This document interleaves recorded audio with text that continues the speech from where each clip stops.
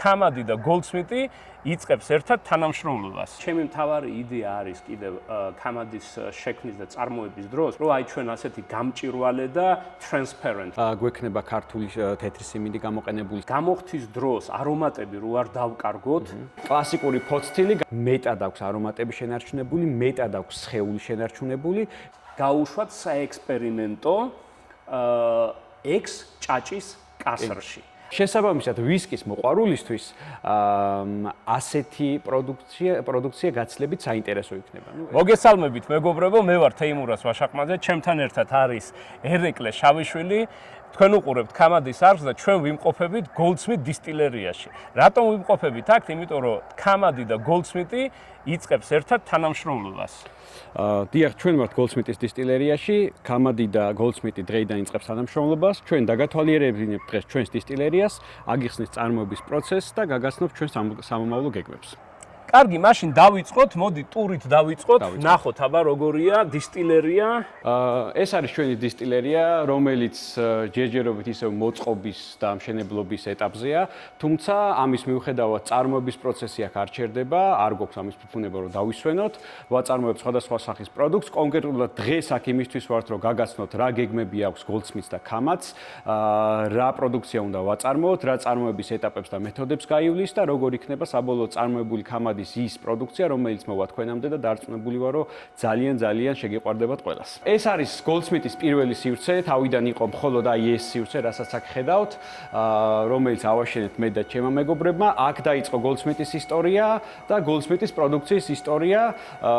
დღეს ჩვენ ვაწარმოებთ რამოდენიმე ბრენდის და რამოდენიმე სახის პროდუქტს, მაგრამ რაც მნიშვნელოვანი არის, ჩვენი ყველა პროდუქცია იწარმოება და დისტილაცია ხდება ამ ორ სადისტილაციო დანადგარში. აქეთ გვაქვს კლასიკური სვეტით აღჭურვილი, ეგრეთ წოდებული column სტილი, ხოლო აქეთ გვაქვს ყველასთვის ცნობილი კლასიკური ფოცთილი. განსხვავება აქვს მხოლოდ ის, რომ ჩვენ შემთხვევაში ჯინის კალთა გვაქვს დამატებული, როდესაც ჯინს ვაწარმოებთ მაგ მიზნებისთვის. სხვა შემთხვევაში ეს არის კლასიკური ფოცთილი. მეგობრებო, ჩვენ პატარა ტური გავიარეთ.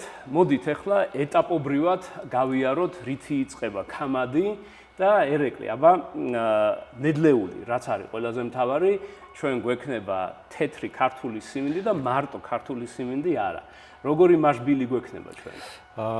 დავიწყებ იქიდან, რომ ქამადის პროექტი, ქამადის და Goldsmith-ის თანამშრომლობა ჩვენთვის ახალი გამოცდილებაა და ძალიან საინტერესო და მნიშვნელოვანი პროექტი არის ეს ჩვენთვის. რაც შეეხება კითხვას, თუ როგორი მეშბილდი გვექნება, ვინაიდან ჩვენი მიზანია ის, რომ bourbon style, შემდეგში ვისკი და დღევანდელობაში კი თეთრი დისტილატები მივიღოთ, გვექნება ქართული თეთრი სიმინდი გამოყენებული 75%, გვექნება გამოყენებული ქერისალაო 10% და 15% იქნება ჭვავი. ესეთი მეშბილდი გვექნება, ესე გადაწყდა, ჩვენ საუბრობდით ჭვავის ნაწილზე, ხორბალი უნდა ყოფილიყო თუ არ უნდა ყოფილიყო. საბოლოო ჯამში უფრო მეტად სპაისი სანელებლების სანელებლების არომატების შემოტანისთვის უფრო მეტად საბოლოო ჯამში შეკვრისა და საინტერესო რო იყოს უფრო ჩემი აზრითაც და ამაზე შევთანხმდით, უფრო საინტერესო რო იყოს საბოლოო პროდუქტი, გადაწყდა რომ უნდა გამოვიყენოთ ჭვავი და ვფიქრობ სწორი არჩევანი გავაკეთეთ მე და შენ. კი, გეთანხმები, იმიტომ რომ მეც ძალიან მიყვარს ბურბონი, ჭვავის ბურბონი. ძალიან კარგი და საინტერესო ნოტები აქვს, ორგანოლეპტიკა და რო შემომთავაზე, რომ აი შევცვალოთო ხორბალი ჭვავით, იმ წამსვე დაგთანხმდი, იმიტომ რომ ჩემი აზრით ძალიან კარგი გამოვა აი ეს სპაისი სანელებლების სუნელები, ძალიან ჩემი აზრით საინტერესო დისტილატი უნდა გამოვიდეს. კარგი, ნედლეულზე მოვყევით, მასშბილზე მოვყევით. მოდი გადავიდეთ ახლა გამოხთაზე, ფერმენტაციაზე, იმიტომ რომ ბევრმა არ იცის, რომ ფერმენტაცია არის მთავარი. მართალი ხარ, ძალიან მნიშვნელოვანი არის ფერმენტაცია. ფერმენტაციის პროცესი არანაკლებ მნიშვნელოვანი, ვიდრე ჯანსაღი მარცვლეულის მოძიება. მნიშვნელოვანი არის იმიტომ, რომ ფერმენტაციის პროცესში ტემპერატურული რეჟიმი მარტივად რომ ავხსნათ ის თუ ფერმენტაციის პროცესში რა ტემპერატურამდე თბება მასა, იმიტომ რომ ეს ბუნებრივი პროცესია, ფერმენტაციის დროს შაქარი გარდაიქმნება ალკოჰოლად, გარდაიქმნება, გამოიყოფა სითბო და გამოიყოფა CO2, ანუ ბუნებრივად ეს პროცესი, რაც მიმდინარეობს, ფერმენტაციის პროცესი გამოყოფს სითბოს.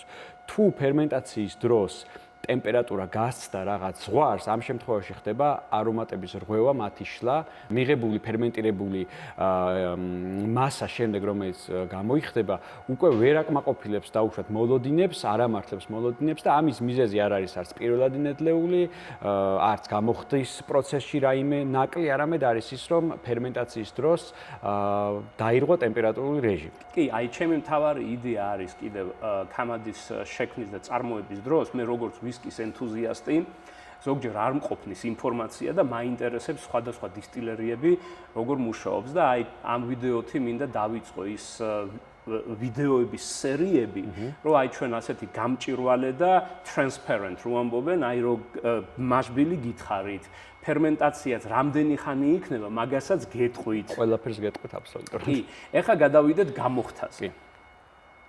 გამოხდისთვის სულ არსებობს რამოდენიმე მეთოდი, რაც შეიძლება გამოვიყენოთ.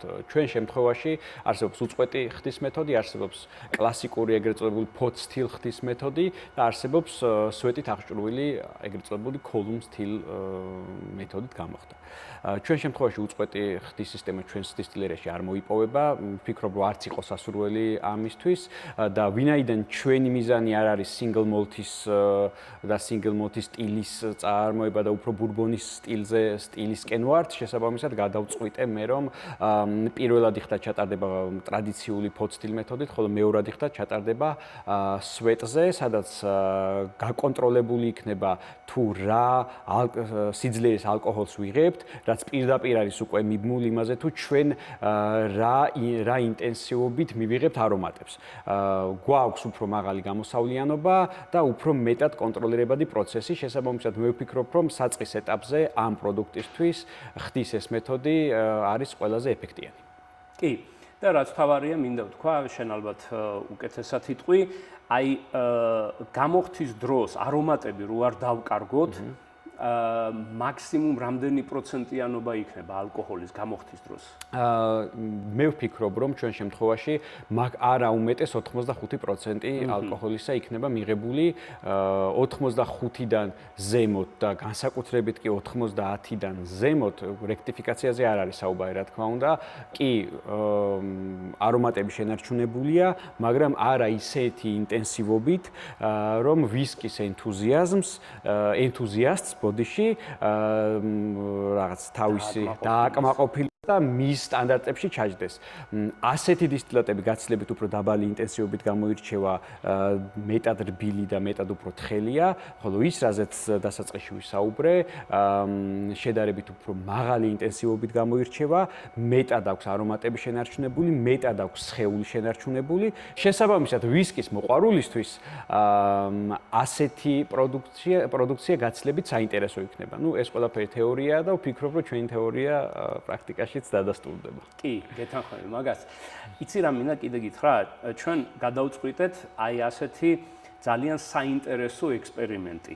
ჩვენ გამოუშვებთ ორ სახეობას, სუთავიდან იქნება ქამადი ჩვენებური.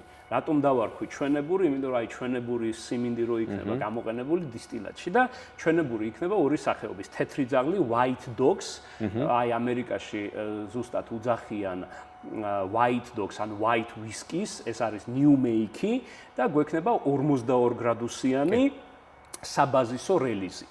მაგრამ ჩვენ ასევე გეგმავთ, რომ გაუშვათ საექსპერიმენტო X ჭაჭის კასრში. აი ცოტა მოდი მაგაზე მოვყვეთ, იმიტომ რომ Goldsmith-ი აწარმოებს ძალიან ჩინებულ გემრიელ ჭაჭას, მე მაქვს გასინჯული, მე ასევე მაქვს სპეციალური რელიზი Goldsmith-ის კასრის სიძლიერის რო გამოუშვით. მოდი ცოტა უფრო დეტალურად მოვყვეთ მაგაზე და რაც მთავარია, აი ეს კასრი გამოვა პატარა-პატარა ბეჩებით ფესტივალებისთვის, რომ გაგასინჯოთ რა გავლენას აძლევს კასრი დისტილატს, თან აი ასეთი ექსპერიმენტი გვინდა ჩავატაროთ, X ჭაჭა კასრი რო გამოვიყენოთ. კი. ნამდვილად ჩვენ ვაპირებთ რომ ერთი პირველი ბეჭდიდან ერთი ექსპერიმენტული კასრი გავუშვათ დაძველებაზე და დინამიკაში დავაკვირდეთ, არა მხოლოდ ჩვენ დავაკვირდეთ, არამედ როგორც ხსენდა უკვე ფესტივალების ფარგლებში ადამიანები შეძლებენ გაეცნონ თუ კონკრეტულად აი დაძველებ დინამიკაში რა ვადაში რა ეფექტი მიიღო ამ ნედლეულმა დაძველების დროს.